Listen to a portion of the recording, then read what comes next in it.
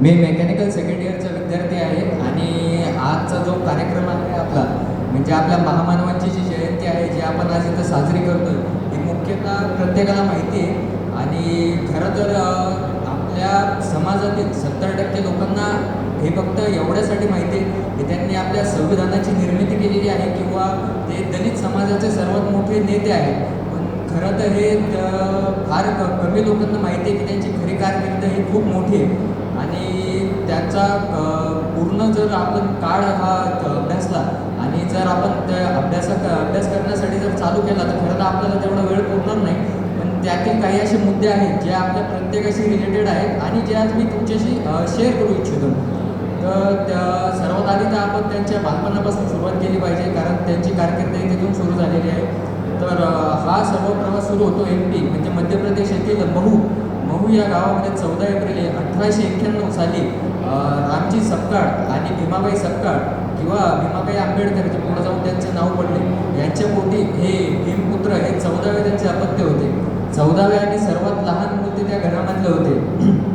खरं तर रामजी सपकाळ जे होते हे त्यांच्या त्यावेळेस असलेल्या सैन्यामध्ये सुभेदार होते. त्यामुळं बाकी दलित समाजापेक्षा त्यांच्या घरची परिस्थिती तेवढी हालाकीची नव्हती जेवढी बाकी समाजाची होती. पण तरी सुद्धा ते दलित समाजाचे होते यामुळे त्यांच्या समोर अनेक प्रश्न होते. आता लहानपणी तरी त्यांना तेवढी जाणीव झाली नसेल कदाचित. पण जेव्हा प्रश्न शिक्षणाचा आला जेव्हा त्यांना सुरुवात करायची होती त्यावेळेस त्यांना कळालं की या समाजामधील हा जातीभेद हा किती मोठा प्रश्न आहे. लहानपणी खरं तर हे जे प्रश्न आहेत हे त्यांच्या घरी सर्वांना माहिती होते समाजामधील जे प्रश्न आहेत ते. कारण दलित समाजामध्ये त्यावेळेस सर्वात उच्च शिक्षित व्यक्ती हा 4थी पास होता आणि अशा वेळेमध्ये जर एखाद्याला एवढे मोठे स्वप्न पूर्ण करायचे असतील तर हे साहजिकच आहे. हे थोडंसं अवघड काम आहे.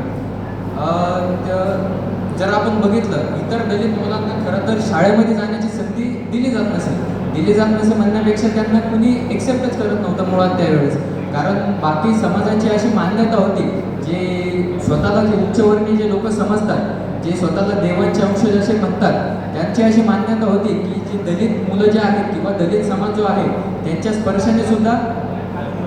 स्पर्शाने सुद्धा आपण अपवित्र होऊ शकतो अशी ही समाजातली आपली एक धोरणं होती. मग अशा वेळेमध्ये त्यांना मदत झाली ती त्यांच्या बाबांची. कारण त्यांचे बाबा हे चांगल्या पोस्टवरती होते. सुभेदार असल्यामुळे त्यांना आधी तर फार अडचणी झाल्या कारण त्यांना कुणी शाळेमध्ये दाखला देत नव्हतं. पण त्यांना ते नशिबाने किंवा म्हणा किंवा त्यांच्या बाबांच्या एका सोबतीने म्हणा त्यांना शाळेमध्ये दाखला मिळाला आणि शाळेला सुरुवातसुद्धा झाली. पण तिथं प्रश्न असा होता की त्यांनी अजून त्या समाजाचा जो बाहेरचा अनुभव आहे तो बघितला नव्हता. पण त्यांच्या घरच्यांनी म्हणजे त्यांच्या आईबाबांनी तो अनुभव घेतलेला होता. म्हणून शाळेमध्ये जाण्यापूर्वी भीमरावांना त्यांची आई जे भीमाबाई ज्या आहेत आपल्या त्यांनी त्यांना बाहेरच्या समाजासाठी तयार करण्यासाठी सुरुवात केली. भीमाबाईंनी त्यांना आधीपासून सांगून ठेवले होते की बाहेर काही अशा घटना त्यांच्यासोबत घडू शकतात ज्या त्यांच्या मनाला लागू शकतात किंवा काही होऊ शकतं. त्यामुळे त्यांनी आधीच सांगून ठेवलं होतं की बाहेर गेलास तू या समाजामध्ये जेव्हा पाऊल ठेवशील तेव्हा भांडणं करू नको किंवा कोणाशी वाद घालू नको अशा अनेक गोष्टी होत्या. त्यांना ते पटलं सुद्धा. त्यांना ते कदाचित कळत सुद्धा नसेल कारण तो मूल 5 वर्षाचं लहान मूल होतं ते. त्यांना आपण एवढं कळावं हे एक्सपेक्ट नाही करू शकत. पण जेव्हा ते शाळेमध्ये गेले त्यांचा पहिला दिवस असो किंवा त्यांचा प्रवेश असो समजा त्यांचा जो पहिला दिवस होता हा लोकांच्या त्या तीक्ष्ण नजरेने आणि त्या तिरस्काराने त्यांची सुरुवात झालेली असे म्हणायला हरकत नाही. कारण दलित समाजातील मुलगा हा इतर उच्चवर्णीय समाजासोबत बसावा ही म्हणजे त्यावेळेस असलेली फार खराब मान्यता अशी म्हणता येईल आपल्याला. कारण जर तुमचा स्पर्श समोरच्या व्यक्तीला अपवित्र करत असेल अशी त्याची धारणा असेल तर साहजिक आहे तुमच्यासोबत संगत ठेवणं हे त्याच्यासाठी फार चुकीचं आणि मोठी आहे त्याच्या विचारांनुसार. तर जेव्हा बाबासाहेब हे शाळेमध्ये गेले तेव्हा त्यांनी जेव्हा ती शाळा सुरू केली तेव्हा सर्वात पहिला जो प्रश्न तिथं उपस्थित राहिला तो म्हणजे त्यांच्या बसण्याचा म्हणजे त्यांना वर्गात जागा द्यावी की नाही हा प्रश्न खूप मोठा होता. मग खरं तर त्यांचा दाखला झाला होता त्यांना विरोध झाला असेल बराच. मग शेवटी एक फायनल जो आउटकम निघाला की त्यांना आपण वर्गाच्या कोपऱ्यामध्ये बसवू आपण हे ठरलं. कारण त्यांना सामान्य मुलांसोबत बसवणं हे शक्य नव्हतं. मग त्यांना वर्गाच्या कोपऱ्यामध्ये बसवलं. आता तिथेही असा प्रश्न होता की खाली बसण्यासाठी जे त्यांना गाद्या नाही म्हणता येणार जे ते पोते यूज करायचे आता ते पोते जर बाबासाहेबांना एखाद्या पिऊननी एखाद्या कामगारांनी जर दिले तर तो साहजिक आहे, तो कामगार सुद्धा एक उच्चवर्णीय स्वतःला समजत असेल आणि मग त्या उच्चवर्णीय कामगारांनी जर त्या बाबासाहेबांना ते पोते दिले आणि चुकून त्या पोत्याचा स्पर्श सुद्धा त्या कामगाराला झाला तर त्या कामगारासाठी तो सुद्धा एक अपमानजनित प्रसंग होता. त्यांना असं वाटत होतं की आपलं काहीतरी भावना दुखावली जाईल किंवा आपण अशुद्ध होतो, त्यामुळं ते सुद्धा झालं नाही. त्यामुळं त्या लहान मुलाला सुद्धा त्यांनी घरून पोते आणण्यासाठी सांगितले होते. बाकीचा जो त्यांच्या आयुष्यामध्ये प्रसंग होता, बाकीच्या शैक्षणिक वर्गामध्ये लहानपणामध्ये झालेला, त्याच्यापैकी एक जो सर्वात सेन्सिटिव्ह मुद्दा जो मला वाटला किंवा त्यांनी सुद्धा त्यांच्या जीवनचरित्रामध्ये जो नमूद केलेला आहे तो म्हणजे असा की आपल्या शाळेमध्ये त्यांना जेव्हा पाणी पिण्याची पाणी किंवा तहान लागत असेल तेव्हा हा प्रॉब्लेम होता की समजा तिथं पाणी पिण्याची सुविधा किंवा व्यवस्था ही नॉर्मल होती, म्हणजे प्रत्येकासाठी सारखी होती, पण तिथं साहजिक आहे उच्चवर्णातील मुलंसुद्धा पाणी पित असत आणि त्या ठिकाणी जर हा मुलगा गेला तर ते पाणीसुद्धा अशुद्ध होऊन जाईल. मग त्या गोष्टीचाही फार विरोध झाला त्यांच्याकडून, उच्चवर्णीय लोकांकडून. मग त्यावेळेस असा एक त्यांनी उपाय शोधला की तो जो त्यांचा चपराशी जो आहे शाळेचा तो त्यांना पाणी पाजणार असेल, पण तो सुद्धा पाजणार नाही, कारण त्याच्या जरी शरीराला जर स्पर्श झाला तर साहजिक आहे तो पण स्वतःच्या नजरेमध्ये पडून जाईल, ते पण त्याला जमणार नव्हतं. मग चपराशी काय करत असेल, चपराशी बाबासाहेबांच्या हातावरती वरून पाणी सोडत असेल, वरून तो पाणी सोडून असे की त्यांच्या हाताला स्पर्श झाला नाही पाहिजे किंवा त्यांच्या शरीराला स्पर्श तो झाला नाही पाहिजे, असं करून तो पाणी पाजत असेल. हे करताना त्या समाजाला एवढी सुद्धा जाण झाली नाही की समोर उभा असलेला तो लहान मुलगा हा कुठल्या समाजाची, त्याला बाहेरचं काही जगाचा नॉलेज तर नाहीच, पण कमीत कमी त्यांनी स्वतः आणि माणुसकीने कमीत कमी एवढा विचार करायला हवा की त्या लहान मुलाच्या मनावरती काय काय बिंबवलं जाईल, पण तो सुद्धा त्या समाजाने तो विचार केला नाही. आणि त्यातून या समाजामध्ये असलेली जाती व्यवस्था किती मोठी असावी हे आपल्या लक्षात येते. त्यांनी आपल्या जीवनचरित्रामध्ये असं एक लाईन लिहिलेली आहे, त्यांनी ते नमूद केलेलं आहे, नो पिऊन नो वॉटर.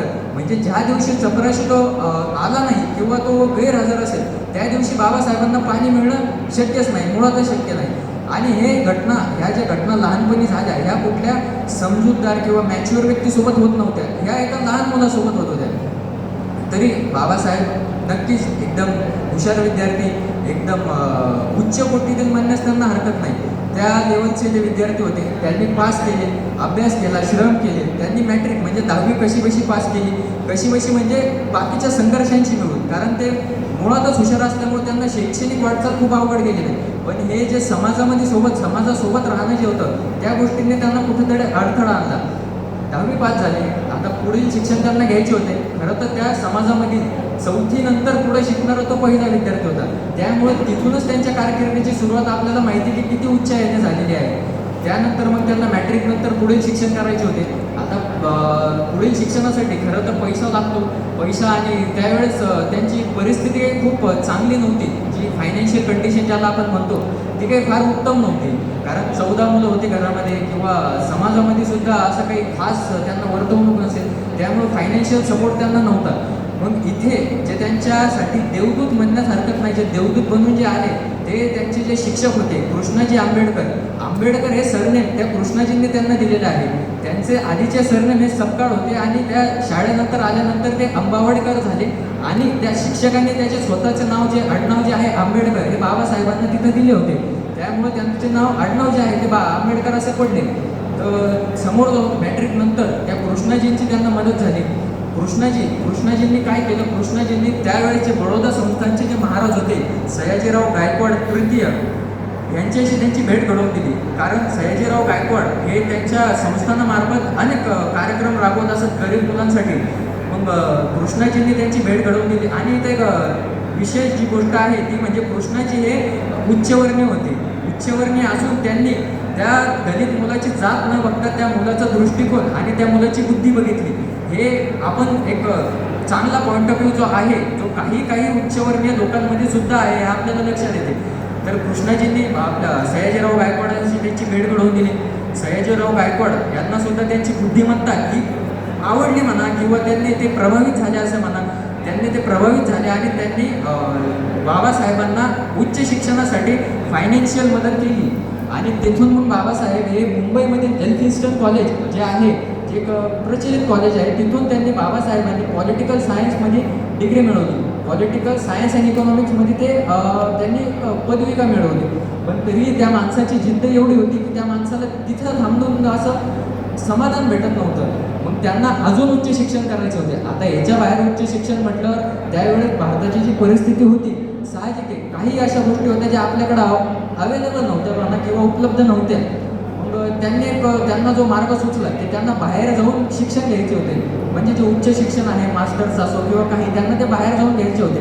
पण त्यासाठी सुद्धा पैसा लागेल. जर तुमच्याकडे गाव सोडून मुंबईमध्ये जाण्या इतका पैसा नाही तर तुम्ही देश सोडून विचारच करू शकत नाही, साहजिक आहे. मग ह्या सुद्धा त्यांना परत जर कोणाची मेहनत झाली असेल तर ते बडोदा संस्थानाचे मालक किंवा राजे सयाजीराव गायकवाड यांच्या संस्थेमार्फत जो स्कॉलरशिप प्रोग्राम त्यावेळेस चालत असेल त्यामध्ये बाबासाहेब उत्तीर्ण झाले आणि दलित समाजापैकी ते सिलेक्ट झालेल्या कॅन्डिडेट्सपैकी एक होते ज्यांना उच्च शिक्षणाची संधी मिळाली.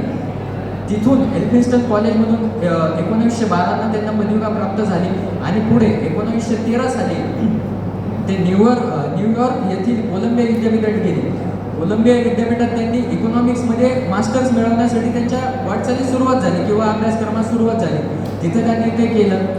सोबतच त्यांनी लंडन स्कूल ऑफ इकॉनॉमिक्समध्ये सुद्धा त्यांचं ॲडमिशन म्हणा किंवा दाखला घेतला होता. तिथून सुद्धा ते इकॉनॉमिक्समध्ये मास्टर्स करण्याची तयारी सुरुवात करत होते.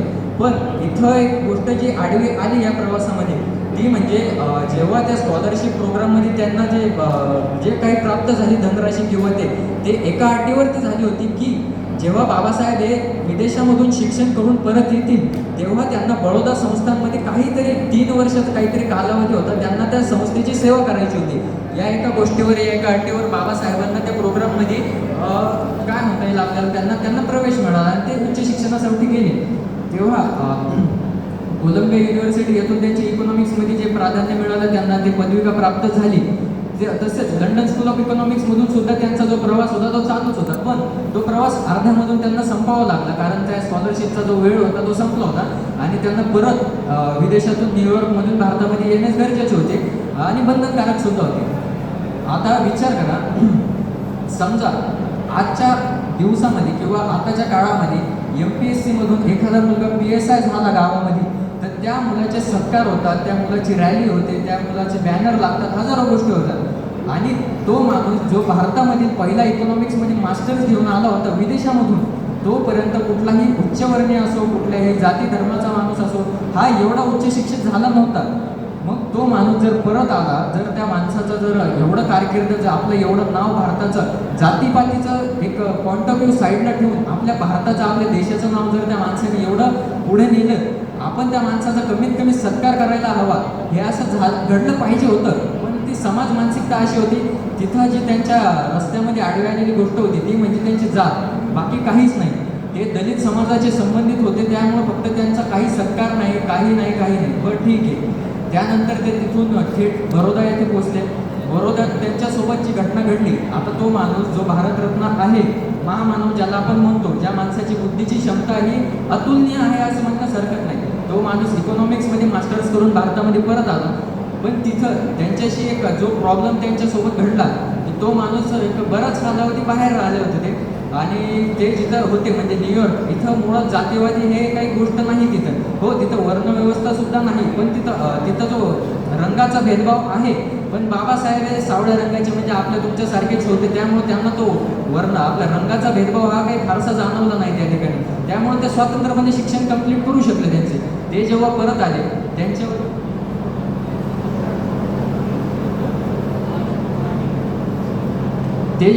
आले तेव्हा त्यांच्या कदाचित लक्षात आले नसेल की आपल्या या भारत भूमीमध्ये जातीपाती नावाची व्यवस्था सुद्धा जन्माला अजून आहे.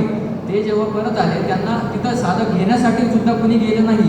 बरं ठीक आहे, त्यांना घेण्यासाठी कुणी गेलं नाही, त्यांच्याशी भेटण्यासाठी कुणी गेलं नाही.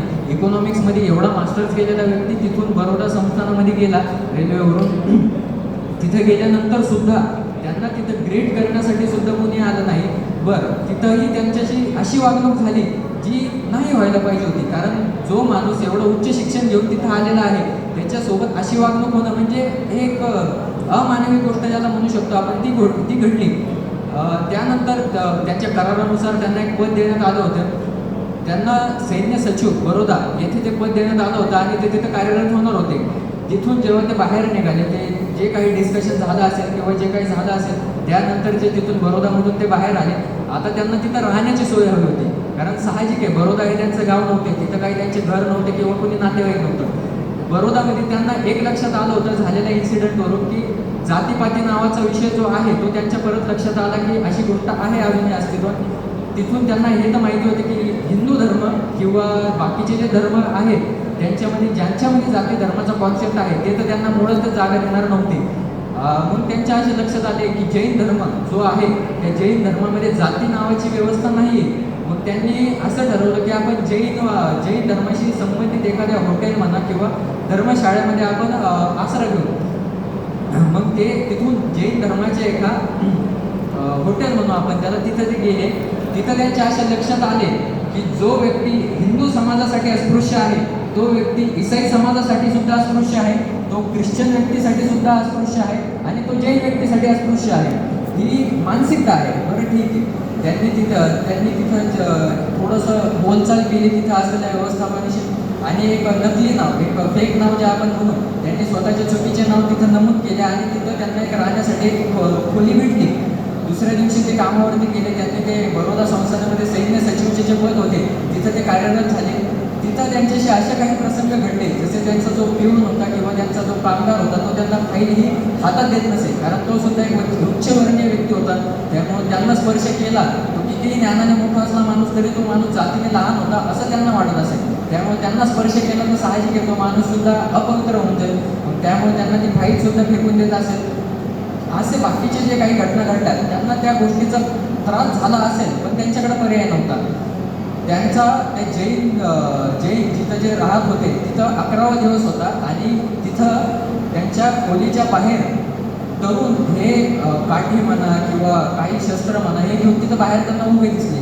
हे कशासाठी की त्यांना हे लक्षात आलं होते की आपल्या धर्मशाळेमध्ये किंवा आपल्या जागेमध्ये एक अस्पृश्य व्यक्ती राहतोय हे त्यांच्या लक्षात आले. मग बरोबर तिथं राहण्याच्या 11 दिवसानंतर त्यांना तिथून निघून जाण्याची ताकीद देण्यात आली किंवा त्यांना मारहाण होईल असे सुद्धा वाटले. मग त्यांना हे तर माहीत होतं की आपल्याला जर इथंच आसरा नाही भेटला तर बाहेर कुठेही भेटणं तो शक्य नाही. त्यांच्याकडं पर्याय काहीच उरला नाही. ते अशी घटना त्यांनी लिहिलेली आहे की तिथं जे बरोदामध्ये जे एक उद्यान आहे तिथं तो व्यक्ती गेला आणि जो महामानव आहे त्या महामानवाचं जे त्यांना ज्या गोष्टी सहन कराव्या लागल्या त्या गोष्टींचा त्यांना एवढा त्रास झाला की ते तिथं अक्षरशः रडले. त्यांना हे लक्षात आलं की जर मी एवढं शिकून बाहेरून येऊन जर माझ्याशी अशा घटना जर माझ्याशी घडत असतील तर बाकीचे जे व्यक्ती जे माझ्या समाजातील लोक आहेत त्यांच्याशी जे अमानवी गोष्टी घडत आहेत त्याचा आपण विचारसुद्धा करू शकत नाही. मग त्यांना या गोष्टीवरती एकच पर्याय दिसला तो म्हणजे शिक्षण. कारण शिक्षणाशिवाय ज्या माणसाकडे पैसा नाही, ज्या माणसाकडे ताकद नाही त्या माणसाला जर पुढे नेणारी कुठली गोष्ट असेल तर फक्त शिक्षण आहे.